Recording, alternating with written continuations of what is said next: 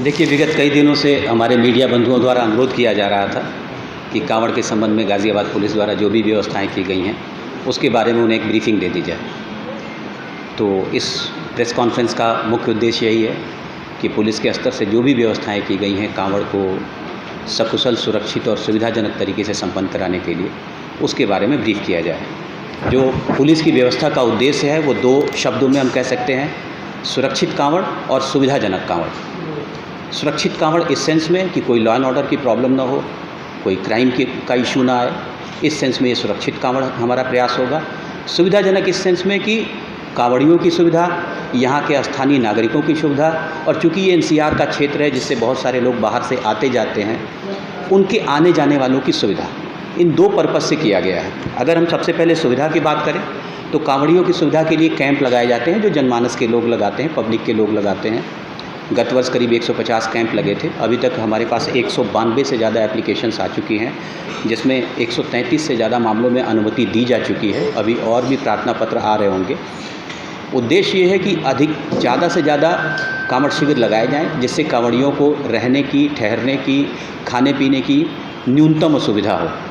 बस इसमें यही ध्यान रखा जाएगा कि किसी ऐसे स्थान पे कांवड़ शिविर न लगाए जाएं जो विवादित स्थान है या जो मिक्स पॉपुलेशन एरिया के हैं या जिसकी वजह से यातायात या आम जनमानस को किसी प्रकार की परेशानी हो। दूसरी सुविधा के लिए, कांवड़ियों की सुविधा के लिए गाज़ियाबाद पुलिस ने अभी गत सप्ताह ही 1200 लीटर गंगा जल मंगाया, हर की पैड़ी से मंगाया, उसकी वीडियोग्राफी की गई।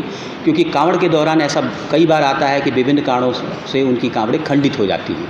ऐसी स्थिति में जब उनको स्थानीय पुलिस द्वारा गंगा जल दिया जाता है तो कई बार उनके मन में शंका रहती है कि ये वास्तव में गंगा जल ही है और ये हरिद्वार से ही लाया गया है या यहीं से किसी क्या। उस शंका को दूर करने के लिए इस पूरी प्रक्रिया की वीडियोग्राफी की गई। उसको गाज़ियाबाद पुलिस के ट्विटर हैंडल पे भी डाला गया ताकि किसी को कोई दुविधा न रहे।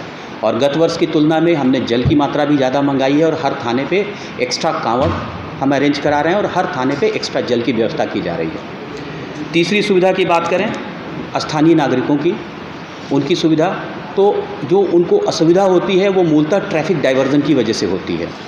एक तो उनको ट्रैफिक डाइवर्जन के पॉइंट्स नहीं पता होते हैं कि कहाँ कहाँ ट्रैफिक डाइवर्जन है, और दूसरा होता है कि प्रॉपर कम्युनिकेशन नहीं होता है। तो ट्रैफिक डाइवर्जन के लिए पहला हमने काम किया, ये एनसीआर है जहाँ बहुत सारे ऐसे लोग भी रहते हैं जो अन्य प्रांतों के हैं जिनको हिंदी की बहुत अच्छी समझ नहीं है। तो हमने बाइलिंगुअल नोटिस बोर्ड्स लगवाए हैं, जो हमने फ्लेक्स बोर्ड्स लगवाए हैं सड़कों के किनारे डाइवर्जन से संबंधित। वो हिंदी अंग्रेजी दोनों भाषा में हैं, नंबर 1। नंबर 2, जो डाइवर्जन के पॉइंट्स हैं और जो फ्लेक्स बोर्ड्स लगे हैं वो गत वर्ष की तुलना में लगभग 1.5 गुने इस बार ज़्यादा लगाए गए हैं। गत वर्ष 472 ऐसे फ्लेक्स बोर्ड्स लगाए गए थे, इस बार 699, आप 700 मान सकते हैं। तो 472 की तुलना में 699 हमने फ्लेक्स बोर्ड लगाए हैं ताकि आने जाने वाले राहगीरों को या वाहन चालकों को असुविधा का सामना ना हो। कई बार उन्हें पता नहीं होता है कि आगे कांवड़ियों के लिए डेडिकेटेड रूट है और वो उस रूट में एंट्री कर जाते हैं, फिर पुलिस से और कांवड़ियों से उनकी बहस की स्थिति आती है, अनावश्यक रूप से उनके ऊपर प्रेशर पड़ता है, उनकी चालान करने की स्थिति आती है।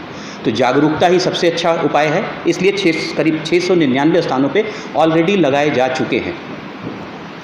तीसरी एक अन्य सुविधा की बात करेंगे तो स्थानीय व्यापारियों को, गाज़ियाबाद एक औद्योगिक शहर है जहाँ बड़ी बड़ी इंडस्ट्रीज़ हैं। इंडस्ट्रीज़ में प्रोडक्शन का काम होता है, माल आता है, माल प्रोसेस होता है, माल की सप्लाई होती है अन्य प्रांतों को, अन्य राज्यों को।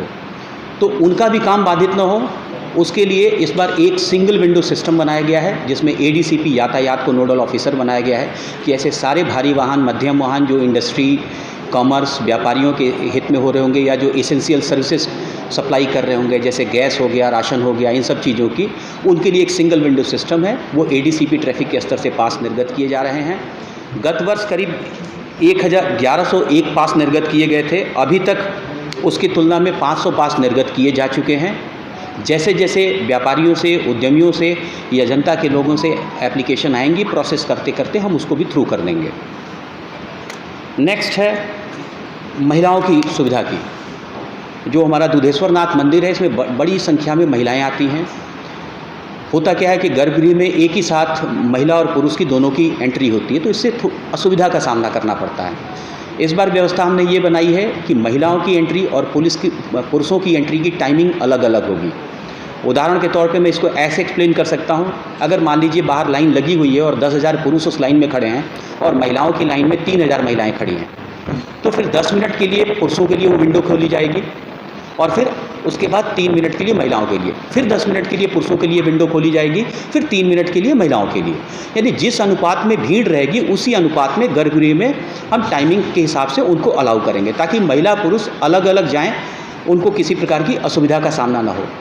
जो कांवड़िए हैं या जो स्थानीय नागरिक हैं, उनके मन में भी कौतूहल होता है कि मंदिर में क्या हो रहा है, जलाभिषेक हो रहा है कि नहीं, इस वक्त क्या आरती हो रही है, कपाट बंद हैं, कपाट खुले हुए हैं, तो उसके भी लाइव टेलीकास्ट कराने की व्यवस्था की गई है। जो मंदिर प्रबंधन समिति है उनसे हमारी बात हो गई है और शहर के 5 स्थानों पर, विशेषकर जहाँ जहाँ हमारे कांवड़ियों के लिए हमने बैरिकेड्स लगा रखे हैं, जहाँ उनकी ज़्यादा संख्या होगी, वहाँ पे करीब 8 बाई 10 फीट की LED स्क्रीन लगाई जाएगी और दुधेश्वर महादेव में जो जल चढ़ाया जा रहा है उसका लाइव टेलीकास्ट किया जाएगा।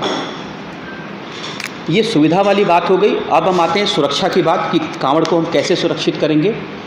तो 2 तरीके से हम सुरक्षित कर रहे हैं। पहली बात, जो पुलिस का व्यवस्थापन है, उस पुलिस के व्यवस्थापन को और ज़्यादा ग्राउंड लेवल पे किया जा रहा है। सिंपल टर्म्स में बात करें तो पुलिस व्यवस्थापन के लिए शहर को जोन में बांटा जाता है, सुपर जोन में बांटा जाता है, सेक्टर में, सब सेक्टर में। गत वर्ष की तुलना में जोन की संख्या बढ़ी है। लास्ट ईयर 9 जोन में पूरे शहर को बांटा गया था, महानगर को। इस वक्त 12 जोन क्रिएट किए गए। पिछले साल ऐसे 20 सेक्टर थे, इस बार ये 26 सेक्टर हैं। पिछली बार 99 सब सेक्टर थे, इस बार ये 105 सब सेक्टर हैं। ये तो सिर्फ सब सेक्टर हो गए। जब सब सेक्टर जोन हम बनाते हैं तो उसके लिए राजपत्रित और अराजपत्रित अधिकारियों को नियुक्त किया जाता है।